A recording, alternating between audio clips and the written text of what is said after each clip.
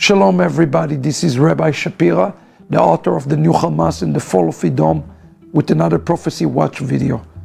Just today, a little while ago, Israel launched a massive attack against Hamas and announced that the ceasefire is officially over. The same things, if you pay attention, in the last 24 hours were also announced by Donald Trump when he said that any attack by the Houthis will be considered an attack by Iran itself. Israel also attacked in Lebanon and also attacked in Damascus, all taking place in the last 24 hours. I want to explain to you prophetically why this is now critical and important. This is not just a regular attack that Israel launched against Hamas.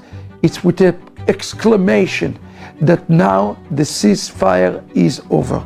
Of course, we continue to pray for the hostages, but we have to look at that and understand prophetically what is the connection between this war of Hamas that is now seems to be moving again as Hamas rejected all the agreements for ceasefire to what is happening with the Houthis and ultimately connected to Iran. I would like to take you quickly with me to the book of Jeremiah, chapter 49. This is very important, friends, because Jeremiah 49 has given us a map, and I spoke about it in my book. Please make sure you read my discussion on the new Hamas and the Fall of Edom in the context of Jeremiah chapter 49 verse 7, where I would like to share this with you. Listen carefully for this. It says here in the text, concerning Edom, thus says God of hosts, is there no more wisdom in Yemen? Why this is important? I already shared with you a video in the past about the sign of Yemen, but let me just recap it to you. Edom and the spirit of Edom always connected to a place called Yemen. The Houthis are residing today in Yemen. It says, as counsel vanished from the prudent, in essence the Lord says, have they lost their mind? Has their wisdom gone stale? This is exactly what is that, because they're going to go against God Himself. One of the things that is going to take place in these last days is the spirit of Esav is going to be awakened, but it's going to be awakened through a place called Yemen.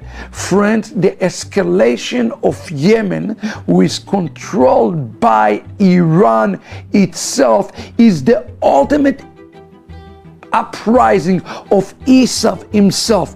The prophet continues, says, but it is I who have bared Esav. He exposed his place of concealment. He cannot hide. One of the things that we are going to see is Esav and the forces of darkness and the forces of evil. They're going to be raised up. And it's going to say his kin and his neighbors. How amazing it is that the neighboring of Yemen is Iran himself. He said there will be no more. Friends, we are going to witness in the days ahead the complete destruction of the forces of evil, both Yemen, Teman, as it's mentioned him, which of course is a direct descendant of Esav, and of course Iran itself. Friends, we have to understand this, and it mentioned here this place. It says it is going to be in a place that is called Batzrah.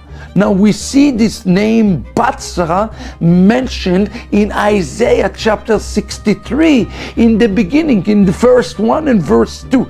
In essence, the word that connected Yemen is going to be connected to a place called Batzrah.